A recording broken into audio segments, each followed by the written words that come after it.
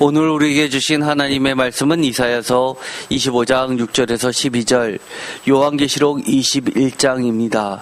제목을 다 함께 읽어보겠습니다. 천국 연회가 베풀어질 그날에 온 세상의 종착역 시온산과 성도의 출발점인 교회. 아멘. 사실 우리가 이 이사야서 25장은 전에도 한 적이 있었습니다. 모압 땅에 대한 심판의 이야기가 나온과 동시에 또한 저희가 2023년 8월 6일 날 이사야서 47장과 요한계시록 18장을 함께 엮으면서 이 이사야서에 나와 있는 마지막 때 그날에 관련된 말씀을 전한 적이 있었는데, 이 말씀 또한 여러분들께서 오늘의 설교가 끝나면 다시 한번 살펴보았으면 좋겠습니다. 그때 제가 말씀드린 것이 바벨론이 무엇이냐라는 것을 말씀드린 적이 있습니다. 오늘의 말씀을 통해서 우리는 그 정반대, 그럼 교회가 무엇이냐라는 부분을 다루고자 합니다. 오늘도 빠짐없이 수요 예배, 주일 예배 등 하나님을 예배하는 것을 기억하면서 이곳 세임교회로 오신 모든 성도님들을 주님의 이름으로 축복하면서 시작하고 싶습니다. 저는 여태까지 설교 말씀을 전할 때 맨 처음에 이렇게 축복합니다라는 말로 별로 시작하지를 않았습니다. 그럼에도 불구하고 오늘은 특별히 주님의 이름으로 이곳 세임교회에 오셔서 예배드리는 성도님 한 분 한 분을 축복드리고 싶습니다. 여러분들은 왜 교회로 오셨습니까? 많은 분들이 최종 천국 하나님 나라에 가는 중간 과정으로서 교회를 생각하며, 교회에 빠지면 천국에 도달할 수 없기에 교회에 간다고 많이 생각하시는 것 같습니다. 우리가 최종 가야 할 곳, 천국, 하나님의 나라, 거기에 가려면 지금 우리가 교회에 빠져서는 도달할 수 없는 중간 단계나 아니면 징검다리나 아니면 계단, 천국으로 가는 계단으로 생각하시는 분들이 많이 계신 것 같습니다. 어떻게 보면 이 말은 틀린 말은 아니지만 전부 맞는 말도 아닌 것이, 오늘 이사야서의 말씀을 보면 중요한 것을 우리가 놓치고는 있지 않나 라는 생각을 해보게 되고, 여러분도 함께 그럼 교회가 무엇인가, 이사야서에서는 무엇을 이야기하고 있는가, 강조하고 있는가를 함께 생각해 보았으면 좋겠습니다. 물론 우리가 교회가 무엇이냐라고 물으면 가장 많이 나오는 대답은 예수님의 몸입니다 라고 이야기할 겁니다. 맞습니다. 그러나 성경에 보면 교회를 설명하고 정의하는데 여러 가지로 이야기하는 경우들이 있습니다. 오늘은 예수님의 몸으로서의 이 교회 외에도 이사야서에서는 어떤 모습을 교회로 설명하고 있는지를 우리가 살펴보고자 합니다. 이사야서를 나누는 전통적인 교회의 견해가 있었습니다. 2분법 또는 3분법으로 나눠서, 먼저 2분법은 이사야서 1장에서 39장까지를 제1 이사야, 40장부터 66장까지를 바벨론 이사야서라고, 제2 이사야서라고 그렇게 흔히들 이야기합니다. 신약 39권, 구약 39권, 신약 27권 해서 총 66권의 성경과 맞아떨어지기 때문에 더욱 좋아했던 이유이기도 한 것 같습니다.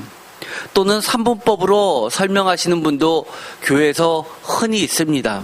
예를 들어서 이사야서 1장부터 39장까지를 제1 이사야, 40장부터 54장까지를 제2 이사야 또는 바벨론 이사야, 그리고 55장에서 66장까지를 제3 이사야서라고 하면서 바벨론에서 돌아온 이후에 예루살렘에서 쓰여졌다고 해서 예루살렘 이사야라고 이야기를 합니다. 그런데 제가 전에도 말씀을 드렸지만 학계에서는, 신학적으로는 최근 통합적으로 이 성경을 분리하는 것이 아니라 나누는 것보다 우리에게 주어진 이 정경 그대로를 보고자 해서 신학적 정경적 견해로 이분법을 이야기합니다. 그것은 쿰란에 있는 사해 두루마리 이사야서 4본이 이사야서 1장부터 34장과 그리고 이사야서 34장과 66장의 필사본 그 가운데 중간에 6줄에 아주 긴 공백이 있기 때문에 이것을 두 부분으로 나눠서 전체적으로 이사야서를 한 두루마리로 보고자 하는 경우입니다. 그럼에도 불구하고 이 전통적 견해인 이사야서 1장부터 39장 그리고 40장에서 66장까지 이분법 구조를 많은 최근에 발전된 신학적 이론이 있음에도 불구하고 이런 구조를 버릴 수 없는 매우 중요한 신학적 이유가 있습니다. 학계에서 아무리 새로운 이론이 나와도 이것을 무시하지 못하는 이유가 있다는 겁니다. 왜냐하면 히브리어를 아주 잘 아시는 분들이 보기에는, 학자들이 보기에는 1장부터 39장까지의 이 히브리 언어와 40장부터 66장에 있는 히브리 언어가 문체도 틀리고 단어도 똑같은 뜻인데도 단어도 다른 단어를 상당히 많이 구분해서 쓰여지고 있기 때문입니다. 그래서 시대적으로 이것을 쓴 시대가 바벨론의 영향을 받아서 그렇게 쓸 수밖에 없었다라고 이야기를 합니다. 두 번째는 이것 또한 매우 중요한 것인데 우리가 이사야서는 당연히 이사야 선지자가 다 썼다고 생각하지만 이사야라는 선지자 이름이 이사야서 1장부터 39장까지는 매우 많이 나오는데 이상하게도 40장부터 66장에는 검색해 보시면 단 한 차례도 등장하지 않고 있습니다. 그래서 많은 학자들은 이것은 이사야 선지자가 죽고 나서 그의 제자들이 스승인 이사야 선지자의 가르침을 외우고 그 다음 세대로 전수해온 제자들 그룹이 이 스승의 이름을 빌어서 나머지를 완성했다고 보고 있습니다. 그래서 이사야서 1장 30부터 39장까지는 이사야 선지자가 활동하던 시대의 역사적 배경을 가지고 있는 것이라면 이사야 선지자라는 이름이 한 번 나오지 않는 40장부터 66장까지는 이것을 의도적으로 이사야 선지자의 이름을 빼버림으로써 묵시적으로 남겨두었다는 겁니다. 우리가 묵시적이라고 하는 이유는 그 의미는 이것이 한 시대를 이야기하는 것이 아니라 마지막 종말 때까지 시대를 불문하고 중간에 있는 오늘날의 21세기를 포함하여 전 역사를 아우르는 하나님의 메시지라는 부분을 강조하고 있다는 겁니다. 그래서 오늘은 이 이사야서에서 특별히 다른 데서 보기 힘들 정도로 매우 강조하고 있는 것이 이사야서의 특징 중에 두드러진 것이 바로 시오니즘입니다. 즉 시온 중심적으로 이 선지서를 꿰뚫고 있다는 겁니다. 그러면 역사적이라면 이 시온은 분명히 예루살렘에 있는 하나님의 도성 예루살렘 성전이 있는 시온산일 겁니다. 그러면 묵시적이라면 이 시온산은 무엇을 가리킬까요? 그것은 하나님이 계신 곳, 하나님의 거룩하신 궁전, 하나님의 보좌가 있는 곳이라는 매우 상징적 의미를 가지게 되는 겁니다. 시온산이란 이것은 다른 말로 이야기하면 오늘날의 용어로 바꾸자면 교회란 무엇이냐를 의미합니다. 전에 이 이사야서 24장부터 27장까지를 한 커다란 단락으로 보아서 구조 분석을 한 적이 있었습니다. A, B, C, D, E, F 다시 F부터 해서 A-로 역구조로 가서 F2-D-C-B-A-로 가면서 이런 역구조를 이루고 있습니다. 그 중간에 F에 해당하는 시온산 25장 6절에서부터 12절까지는 바로 시온산을 이야기하고 있습니다. 그래서 24장 1절부터 27장 13절까지의 그 중심 내용은 시온산입니다. 그래서 A부터 E까지는 시온산으로 몰려드는 온 세계를 이야기했다면 이 다시부터 A-까지는 하나님의 백성들, 즉 오늘날로 이야기하면 성도들의 출발점이 되고 있는 시온산, 교회를 이야기하고 있습니다.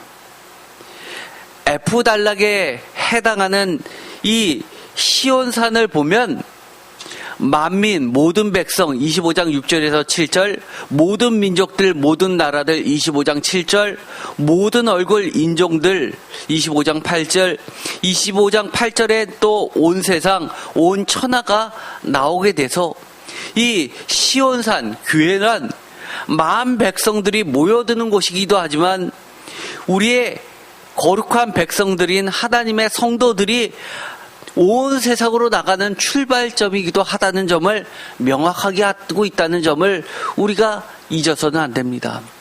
그래서 교회가 무엇이냐라고 물어볼 때는 오늘의 제목처럼 이렇게 이야기할 수 있는 겁니다. 교회란 무엇이냐? 바로 온 세상의 종착역이기도 하지만 성도들의 온 세상을 향한 출발점이기도 한 교회입니다.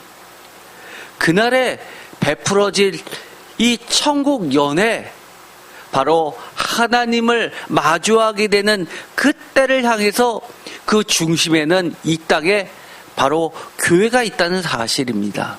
한 절 한 절씩 보도록 하겠습니다. 이 땅의 참된 교회는 무엇일까요?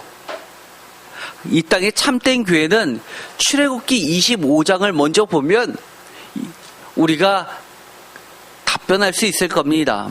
출애굽기 25장에는 출애굽을 하고 나서 모세가 하나님의 산에서 하나님을 만나 배웠고 내려와서 성막, 하나님의 증거궤가 있는 오늘날로 이야기하면 교회를 하나님께서 이렇게 세우라라고 설계도를 주시고 이렇게 하라라고 하면서 말로 명령으로 가르치시면서 눈으로 보여주고 귀로 듣게 하면서 그렇게 직접 하늘의 양식을 이 땅에 심어준 사건이 나오게 됩니다. 출애굽기 25장 40절 다 같이 읽겠습니다.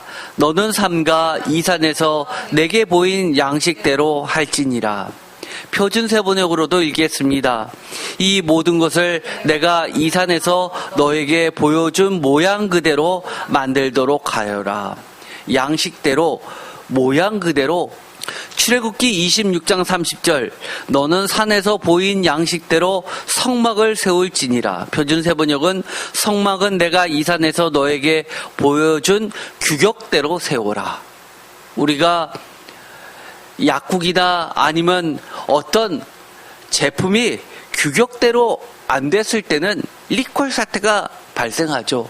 모두 다 회수해야 되는 겁니다. 이것을 흔히 타입이라고 하죠. 우리 과거에 할머님들이 늘 갖고 계신 것이 하나 있었습니다.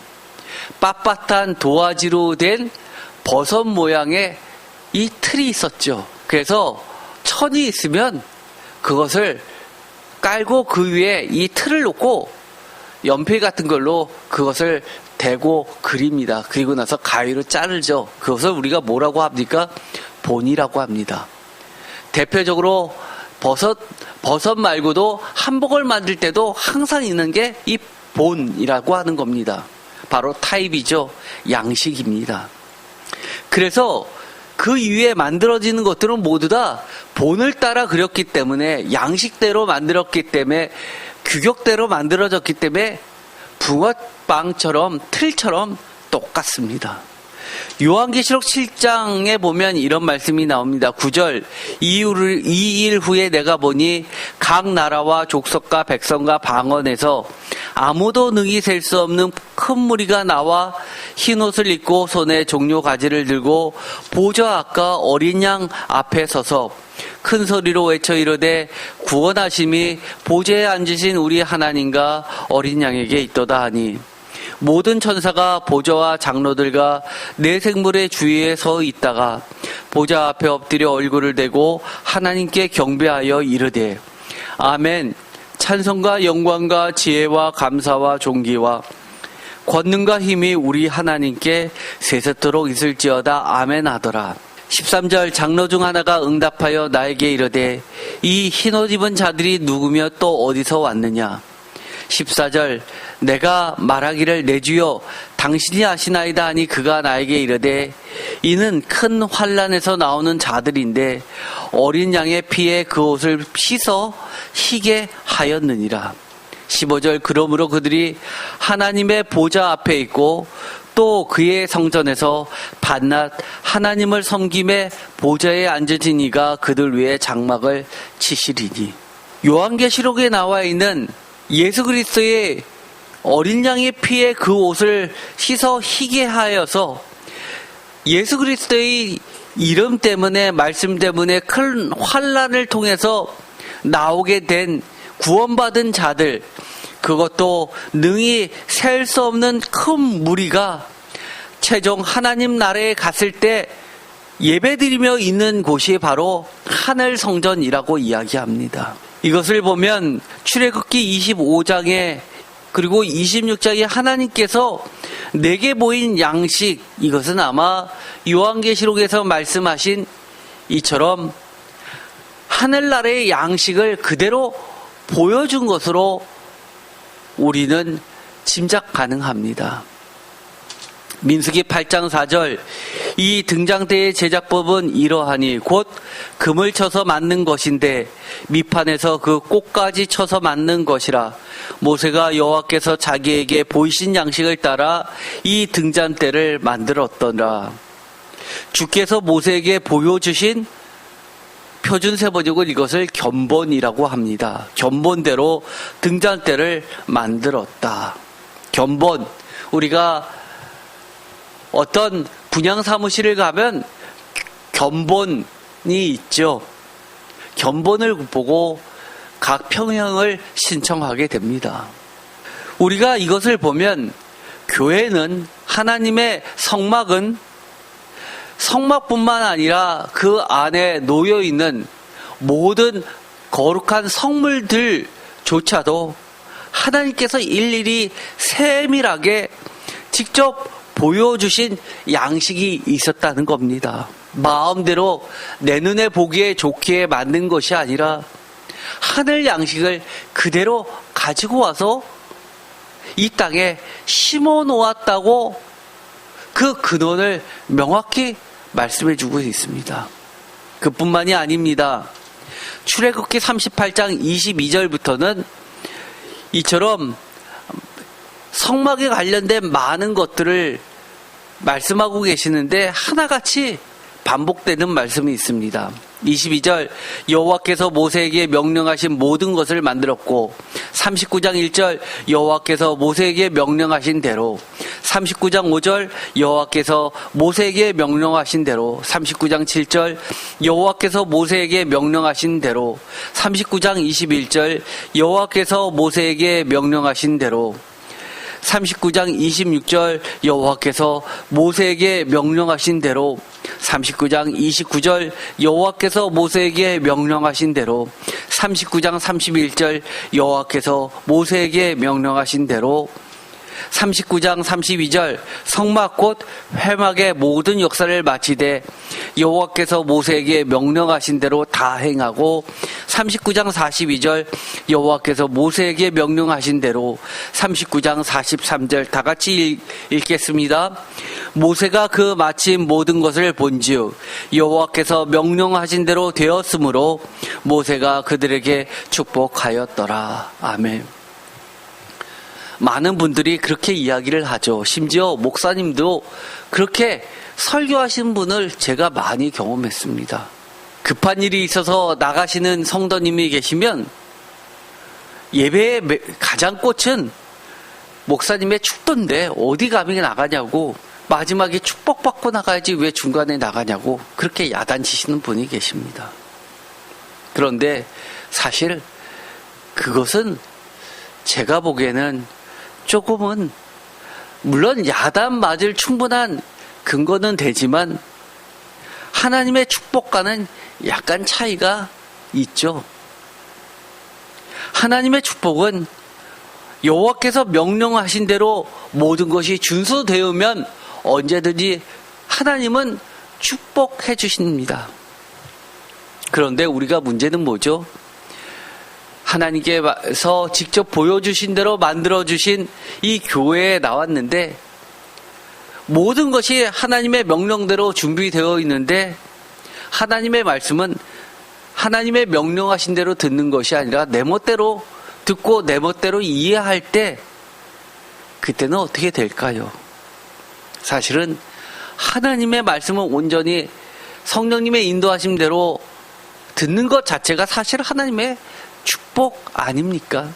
출애굽기 40장 16절 다 같이 읽겠습니다. 모세가 그같이 행하되 곧 여호와께서 자기에게 명령하신 대로 다 행하여 하였더라.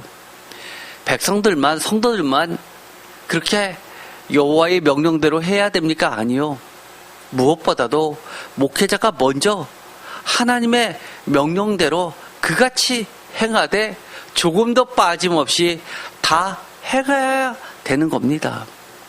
출애굽기 40장 19절 여호와께서 명령하신 대로, 40장 21절 여호와께서 명령하신 대로, 40장 23절 여호와께서 명령하신 대로 되니라. 40장 25절 여호와께서 명령하신 대로, 40장 27절 여호와께서 명령하신 대로, 40장 29절 여호와께서 명령하신 대로, 40장 32절 여호와께서 명령하신 대로 되니라. 다 한 다음에 맨 끝에 한 번만 여호와께서 모세에게 명령하신 대로 되니라라고 해도 될 걸 굳이 매절 모든 디테일한 세부 하나하나가 맞추면서 이런 말을 집어넣는 건 뭡니까? 이것은 너무너무 중요하기 때문에 반복하는 겁니다. 사도행전 7장 44절 신약에도 이 기조는 동일합니다.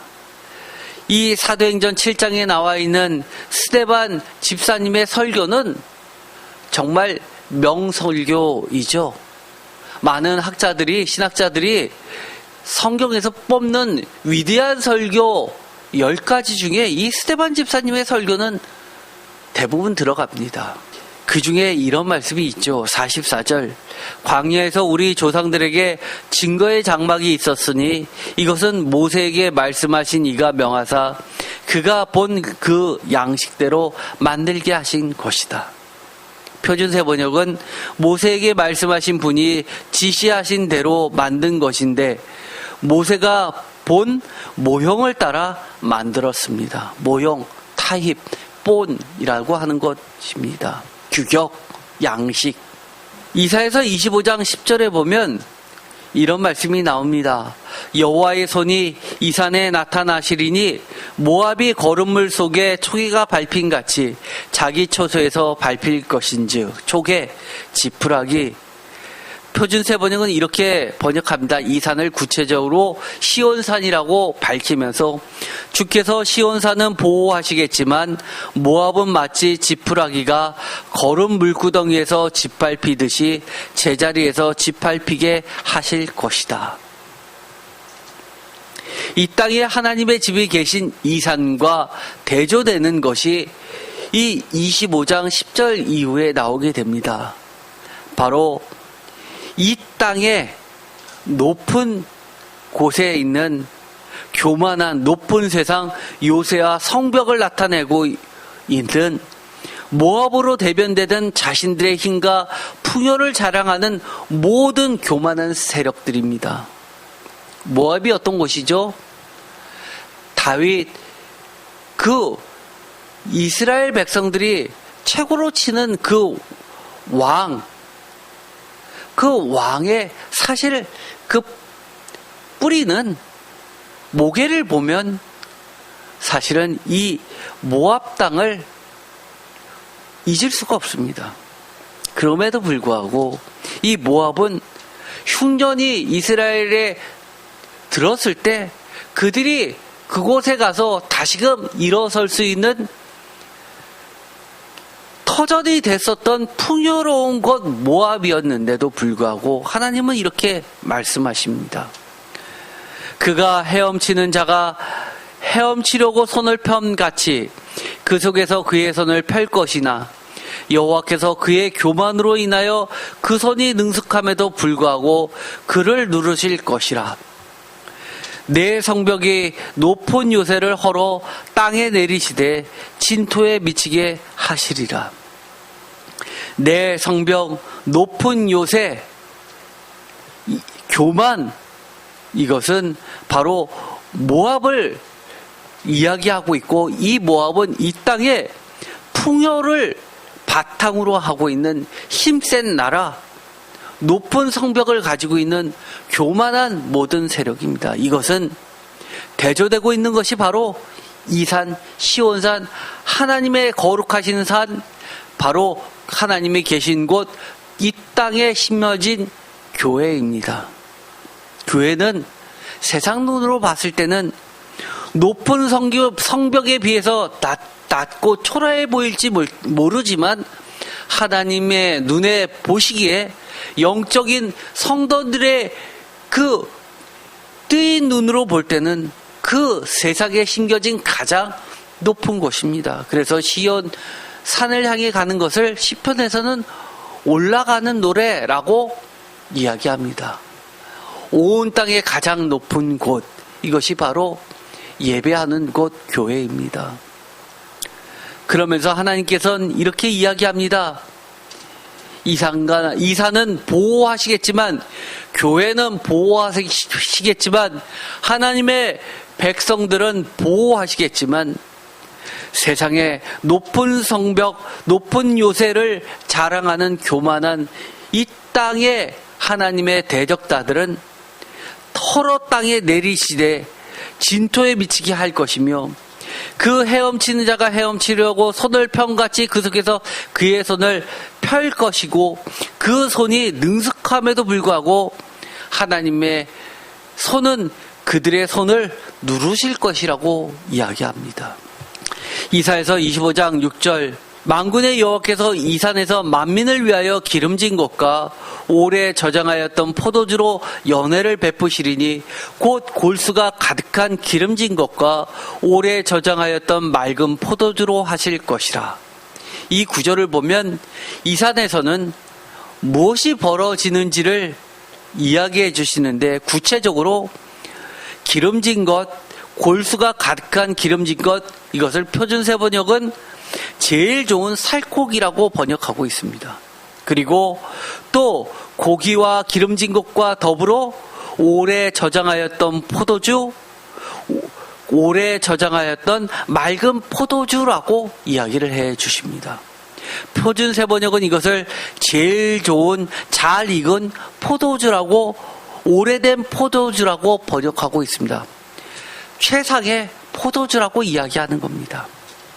그러면서 모든 민족들은 여기서 시온산에서 하나님이 계신 곳에서 잔치를 베풀 것이라고 이야기합니다. 이 구절을 보면 우리가 무엇이 생각납니까?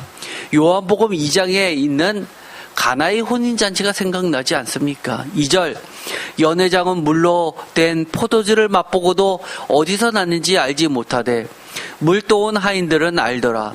연회장이 신랑을 불러 말하되 사람마다 먼저 좋은 포도주를 내고 취한 후에 낮은 것을 내거늘 그대는 지금까지 좋은 포도주를 두었도다 하니라. 예수께서 이 첫 표적을 갈릴리 가나에서 행하며 그의 영광을 나타내심에 제자들이 그를 믿으니라. 이렇게 좋은 포도주를 지금까지 남겨두었구려라고 하면서 그들이 감탄하는 최상의 포도주, 그것은 예수님의 말씀으로 변화된 새 포도주입니다. 이것이 바로 마지막 때 묵시 때 벌어질 잔치 상에 펼쳐질 귀한 포도주입니다. 마가복음 14장 25절에는 주님께서 이렇게 말씀해 주십니다. 진실로 너에게 이르노니 내가 포도나무에서 난 것을 하나님 나라에서 새 것으로 마시는 날까지 다시 마시지 아니하리라 하시니라. 표준세 번역으로 읽어볼게요. 내가 진정으로 너에게 말한다. 이제부터 내가 하나님의 나라에서 새 것을 마실 그날까지 나는 포도나무 열매로 빚은 것을 다시는 마시지 않을 것이다. 26절 이에 그들이 찬미하고 감난산으로 가니라. 이 구절을 보면서 저는 청년 때부터 주님을 처음 만나 뵙고 이 구절을 읽고 얼마나 마음 아프고 울었는지 모릅니다. 이것을 보면 주님의 그 애잔하신 말씀이 너무 가슴을 치게 만들었습니다. 제자들과 마지막 만찬을 나누면서 감난산으로 가기 바로 직전에 그들과 헤어지기가 너무나 안타깝고 이 자리가 너무나 소중한데 그들은 그것을 참되게 이해하지 못했기 때문에 어리석고 순진한 그들을 그러면서도 사랑하기 때문에 나무라지 못하시면서 그저 웃고 떠들고 즐거워하던 그들 앞에서 해주시는 마지막 그 한마디가 바로 이거 말고는 없었다는 겁니다. 하나님 나라에서 새 것으로 마시는 날까지 다시 마시지 아니하리라. 저는 이것을 보면서 그런 생각을 했습니다. 주님, 지금 하나님 나라에 계실 때 좋은 것 드세요. 너무 마음 아파하지 마세요. 저는 그렇게 기도했었던 것이 지금도 생생합니다.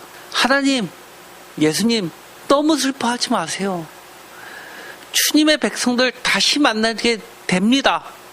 라고 저도 주님과 함께 새 것으로 마시겠습니다. 라고 기도했던 것이 생각납니다. 여러분들은 이 심정이 이해가 안 가십니까? 아마 사랑하는 자녀와 멀리 떨어져 보신 분들은 아마 아실 겁니다. 심지어 이런 이야기 자주 들으시죠. 부모님이 자식을 어릴 때 잃어버렸습니다.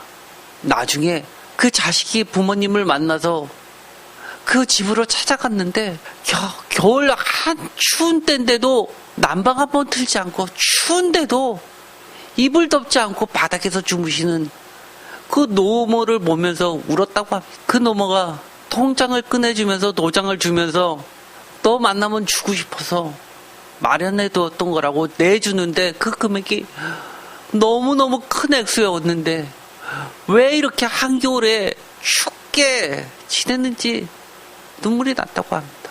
그 부모님이 그랬다고 하죠. 너를 잃어버리고 네가 어떻게 지냈는지도 내가 모르겠는데 내가 어떻게 따뜻한 이불을 덮고 살 수 있겠냐고. 저는 이 구절을 읽으면서 아마 그 어렸던 청년 때 조금이라도 주님의 마음을 이해했었던 것 같습니다. 여러분들은 어떠신가요?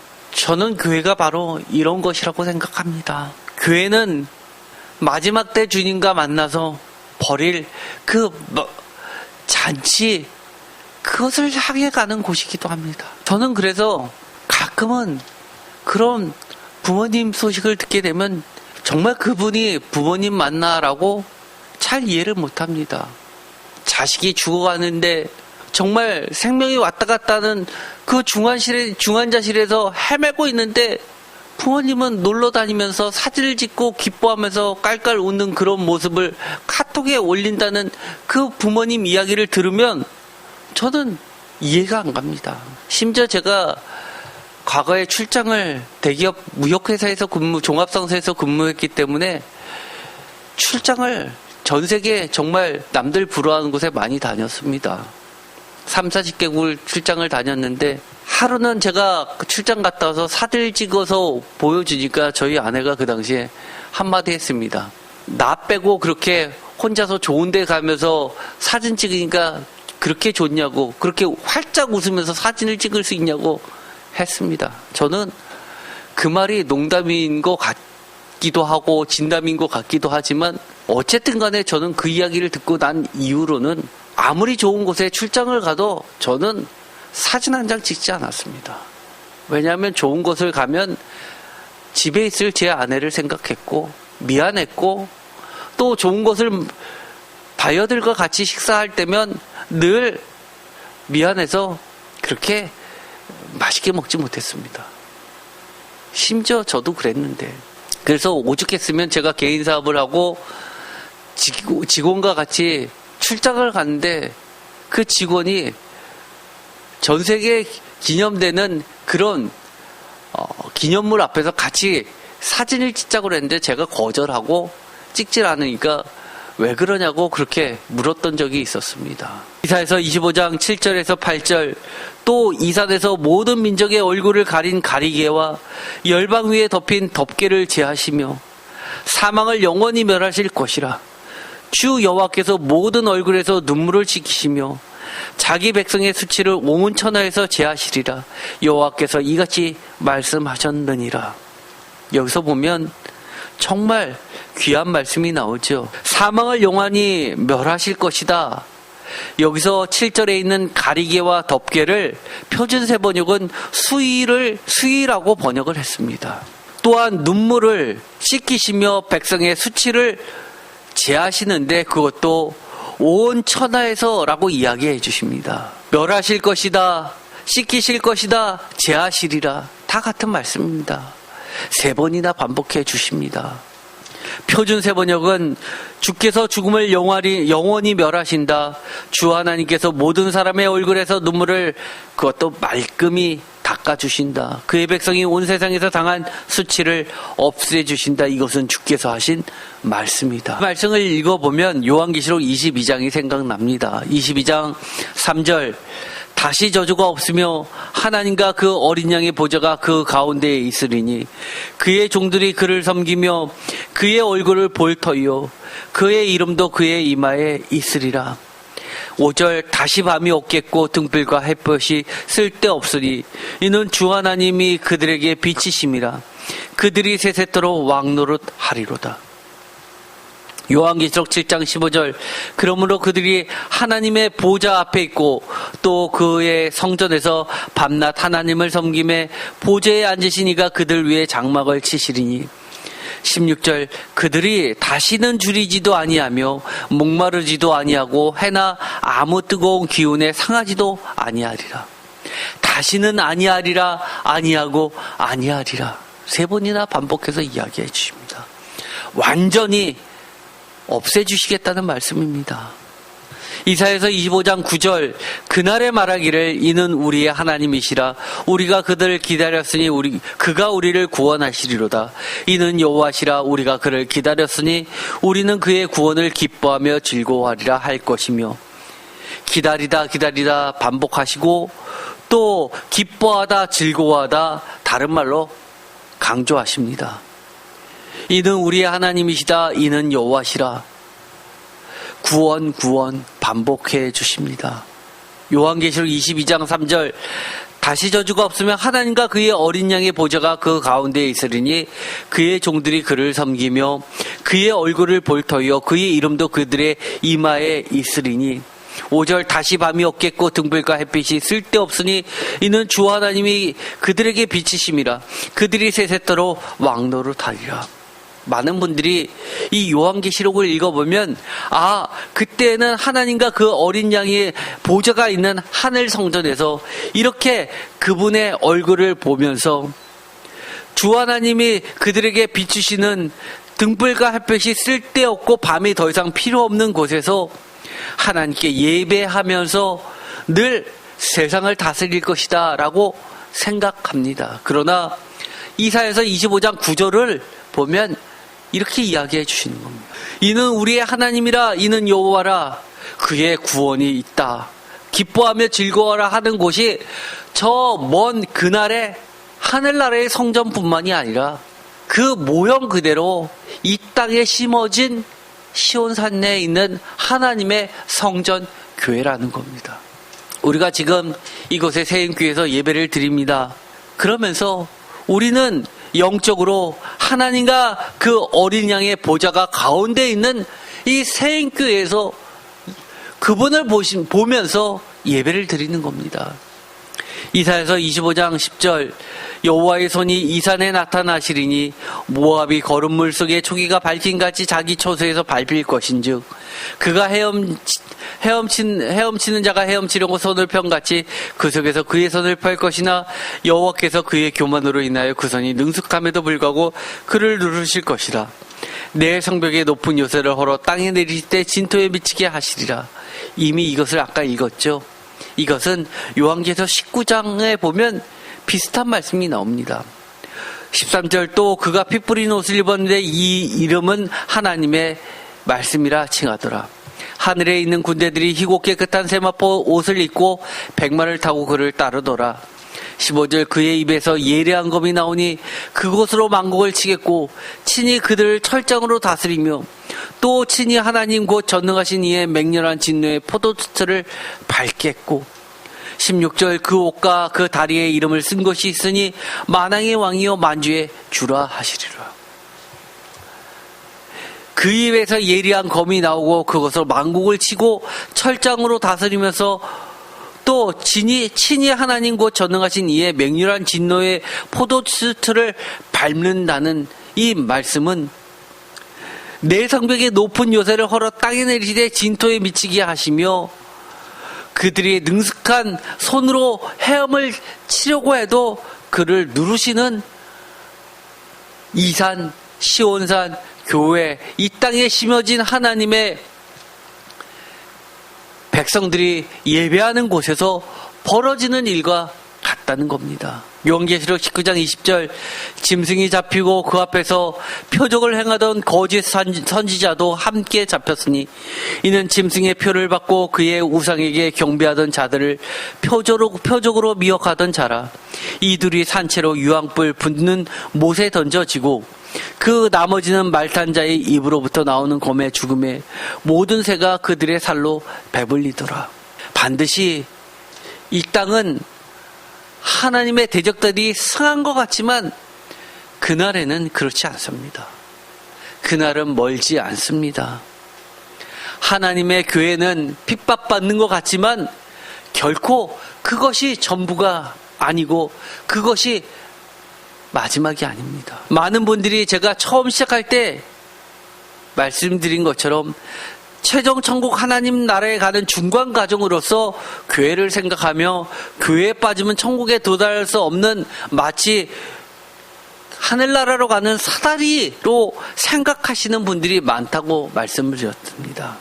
그러나 저는 그게 틀린 말은 아니지만 전부 맞는 말도 아니라고 하면서 오늘의 말씀을 들으면서 쭉 교회가 이 땅에 심어진 교회가 무엇이냐라고 여러분들에게 말씀을 드렸습니다.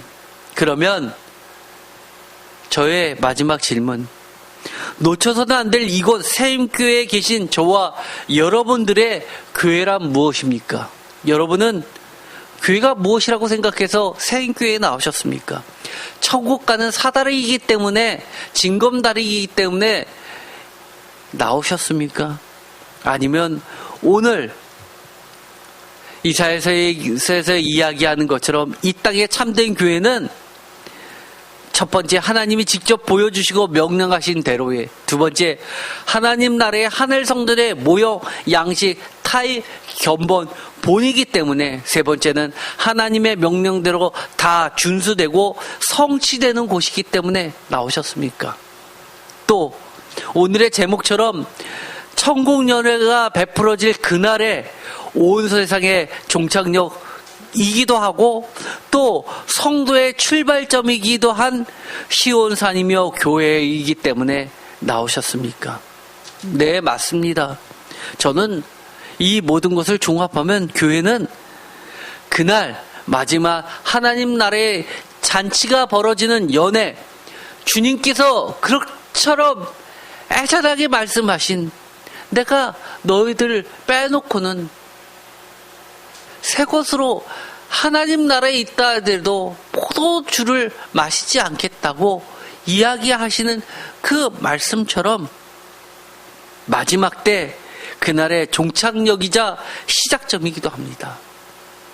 이것은 알파와 오메가이신 하나님의 말씀처럼, 시작과 끝이신 하나님의 말씀처럼 온 세상과 만백성의 교회는 전부입니다. 우리는 교회를 통해서 시작하고 교회를 향해서 맞춰지게 되고, 또 지금 교회에서 걸어가고 있는 겁니다. 다른 말로 이야기하면 하나님의 말씀으로 시작되고 하나님의 말씀대로 맞춰지고, 또 지금도 우리가 하나님의 말씀으로 이 세상에서 싸워가고 있는 겁니다.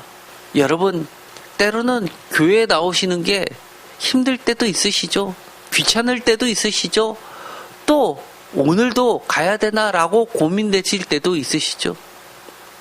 그런데 이상하게도 너무너무 하나님의 말씀대로 살아가는데 이 땅에서 고난을 받으시는 많은 분들을, 성도님들은 이렇게 고백하게 됩니다.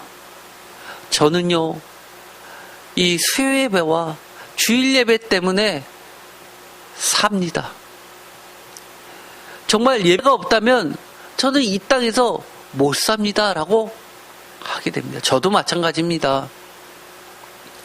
정말 예배가 있기 때문에, 교회가 있기 때문에 저는 이 땅에서 지금도 살아갈 수 있습니다. 만약에 예배가 없다면, 교회가 없다면 이 땅에서 살아갈 힘도 없고 이유도 없고, 그리고 시작도 끝도 없기 때문입니다. 여러분들은 지금 교회가 이런 거구나, 맞아, 이런 것이지 라고 마음에 생각되어지는 것들이 다 있으시죠? 성령님께서 가르쳐주시는 그 교회를 마음속에 품으시고, 새롭게 시작하면서 마지막 종착점인 교회를, 하나님 나라의 교회, 하나님 나라의 성전을 향해 나아가는 저와 여러분 모두 되시기를 축원드립니다. 기도하고 마치겠습니다. 하나님, 오늘 이사야서를 통해서 우리에게 교회가 무엇인지를 가르쳐 주십니다.